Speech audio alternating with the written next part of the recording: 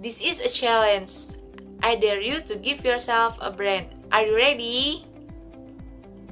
Halo teman-teman semua, perkenalkan nama saya Erika Elizabeth Karenina dengan NRP 1730004. Nama saya Litasya, NRP 17389 dari kelompok 1. Halo semuanya, perkenalkan, nama saya Michelle, NRP 17330. Masing-masing dari setiap individu harus mempunyai barcode yang berbeda dan unik. Apa sih yang dimaksud dengan barcode? Barcode sendiri merupakan nilai yang ada dalam diri kita.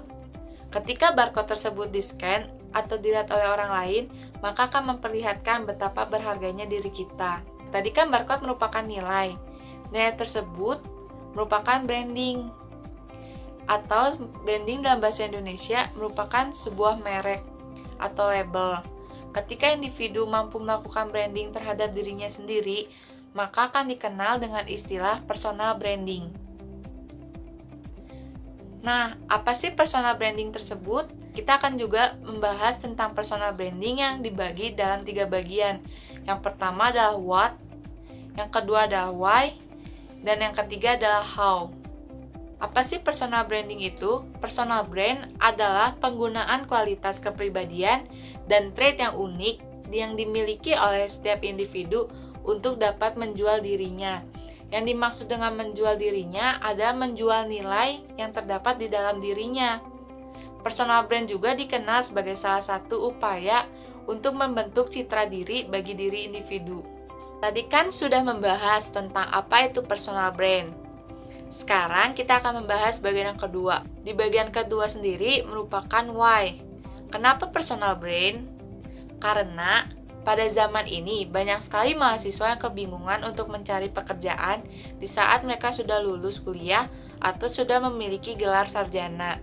Tidak jarang juga di antara mahasiswa tersebut, ada yang merasa bahwa gelar yang telah mereka raih berdasarkan jurusan perkuliahan mereka tidaklah sesuai dengan minat yang mereka. Bahkan, Badan Pusat Statistik pada tahun 2019 mencatat adanya sebanyak 7 juta mahasiswa yang mendaftar ke perguruan tinggi pada tahun 2018 dan jumlahnya terus meningkat di setiap tahunnya. Nah, karena meningkat, hal tersebut juga berpengaruh dengan angkatan kerja. Dengan jutaan orang yang sama-sama bersaing untuk mendapatkan pekerjaan, jika kita tidak mempunyai keunikan yang berada dalam diri kita, maka kita hanya akan menjadi titik di tengah kerumunan orang tersebut. Kita juga akan menjadi sulit untuk mendapatkan perhatian dan juga kesempatan dalam mencari pekerjaan. Nah, apabila kita tidak mempunyai personal brand dalam diri kita, dapat membuat diri kita menjadi sulit untuk bisa mempromosikan diri sebagai pribadi yang mempunyai nilai dan kualitas. Nilai tersebut merupakan sebagai barcode yang akan di-scan atau dilihat oleh orang lain. Dengan adanya personal brand ini, diharapkan setiap individu dapat lebih mengenal lagi mengenai kelebihan dan kekurangan yang terdapat dalam dirinya untuk dapat memberikan brand untuk dirinya, agar mempermudah dalam mempromosikan atau menjual nilai dalam diri kita untuk mencari pekerjaan. Nah, sekarang kita akan membahas bagian yang ketiga tentang how. Untuk bagian yang ketiga akan dilanjutkan oleh rekan saya, Michelle.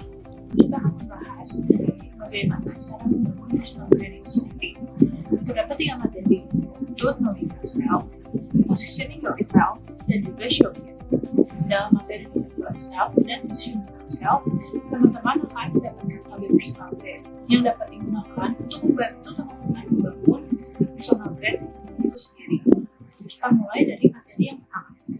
Dalam knowing yourself, terdapat 6 poin yang perlu teman-teman gali untuk benar-benar mengetahui diri.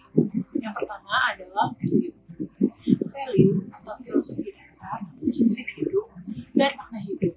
Hal ini merupakan apa yang menurut teman-teman berharga dan menjadi pedoman hidup teman-teman. Contohnya adalah kita bisa memiliki value untuk menjadi diri yang berguna bagi masyarakat, atau juga menjadi individu yang paling diakui dalam bidang yang kita ahlikan. Yang kedua adalah passion. Passion atau ketertarikan teman-teman adalah aktivitas atau kegiatan yang membanggakan usaha, tapi kegiatan ini membawakan kebahagiaan untuk diri sendiri bagi teman-teman. Yang ketiga adalah purpose atau tujuan hidup. Di sini adalah goal jangka pendek atau goal jangka panjang yang mungkin sudah kita temukan. Hal ini dapat berupa memiliki perusahaan sukses atau menjadi CEO yang terkenal di sini. Yang keempat ada personality.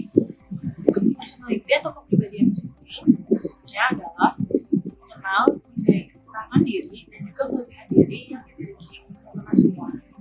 Hal itu tujuannya adalah supaya kita mengetahui hal apa yang menjadi keunggulan dalam diri kita dan hal apa yang masih perlu kita perbaiki selanjutnya. Selanjutnya juga ada strength atau kekuatan. Kekuatan dalam diri kita ini dapat berupa kemampuan, keterampilan, ataupun prestasi dalam bidang yang menurut teman-teman menjadi keandalan diri. Hal itu dapat menjadi salah satu poin dari dua penting bagi teman-teman dalam membangun personal brand. Kemudian yang terakhir itu ada feedback.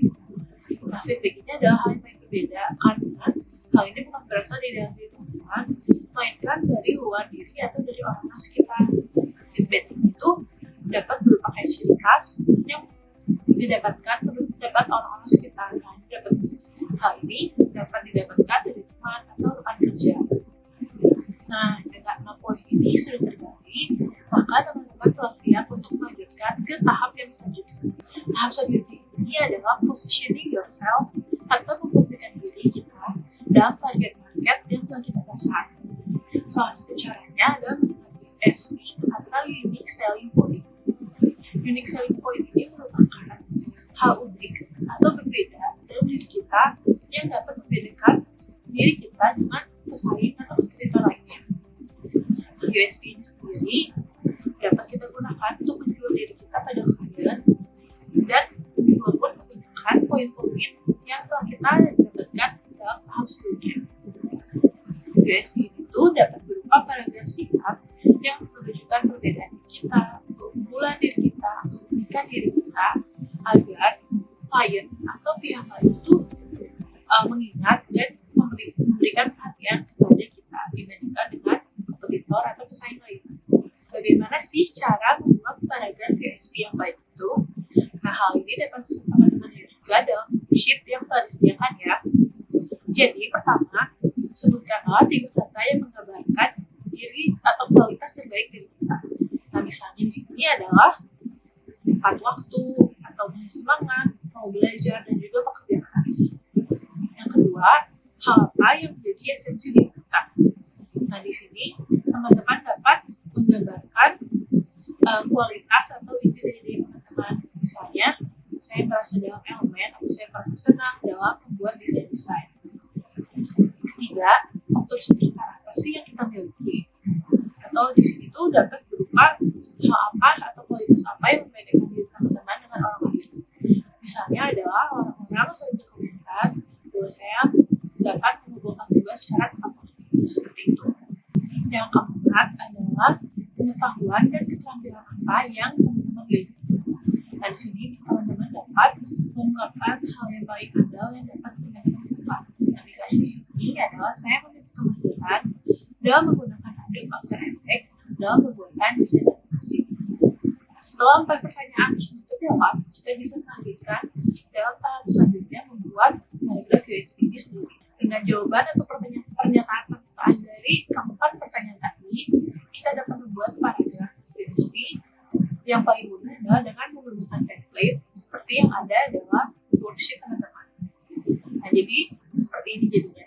Saya adalah seorang yang bersemangat, mau belajar dan bekerja keras. Saya dikenal sebagai individu yang selalu menyelesaikan tugas tepat waktu, dan dengan kemahiran saya dalam menggunakan Adobe After Effects, saya mampu membuat desain-desain yang menarik.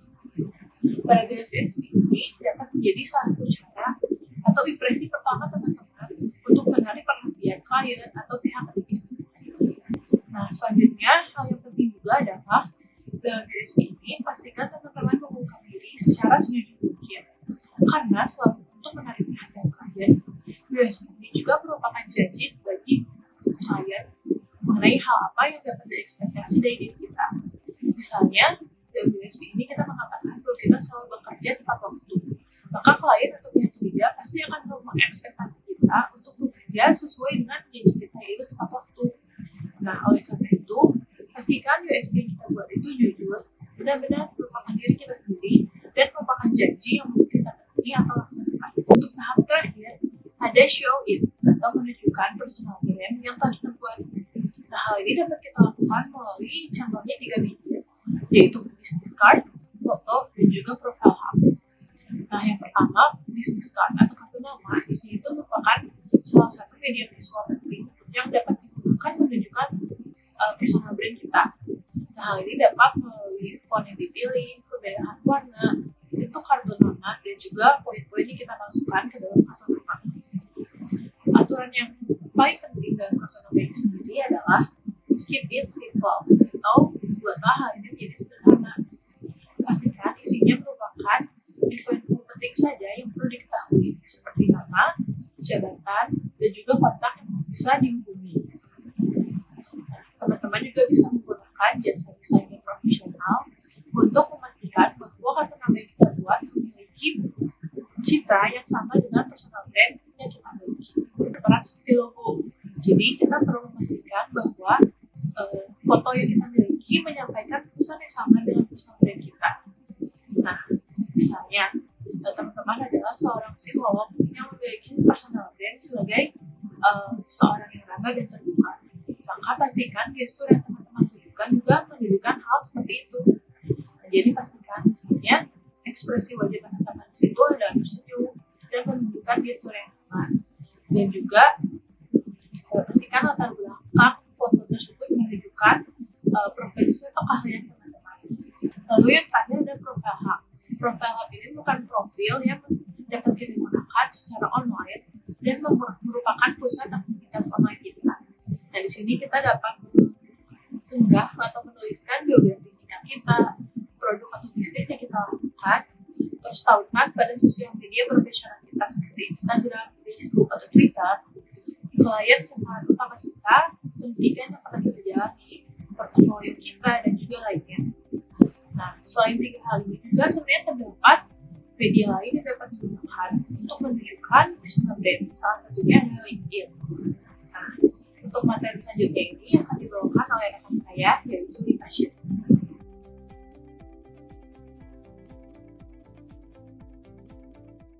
Nah, tadi kan teman-teman udah dengar tuh materi tentang personal branding. Sekarang, saya mau ajak teman-teman buat sama-sama membayangkan. Kira-kira teman-teman udah bisa bayangin belum sih brand buat diri teman-teman itu apa? Kita mau coba simulasiin dengan menggunakan nama-nama binatang. Coba deh teman-teman bayangin, kira-kira sesuai dengan diri teman-teman masing-masing, yang paling khas dari diri teman-teman, hewan apa sih yang kira-kira menggambarkan kekhasan dari diri kalian itu?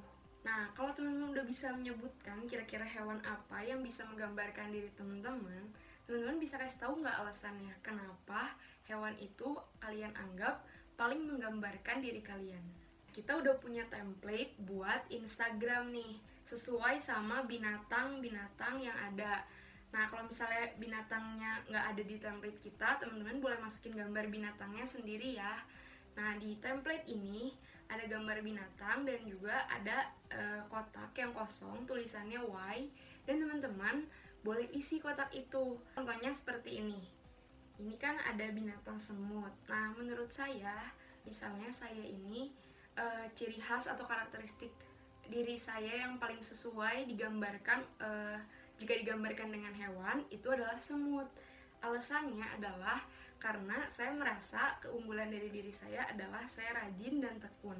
Jadi saya bisa menyelesaikan tugas satu persatu, satu demi satu, meskipun sedikit demi sedikit, tapi saya bisa tetap tekun untuk mengerjakannya satu persatu sampai akhirnya nanti hasilnya maksimal. Nah, itu alasan yang kalian bisa tulis di kotak bawah itu.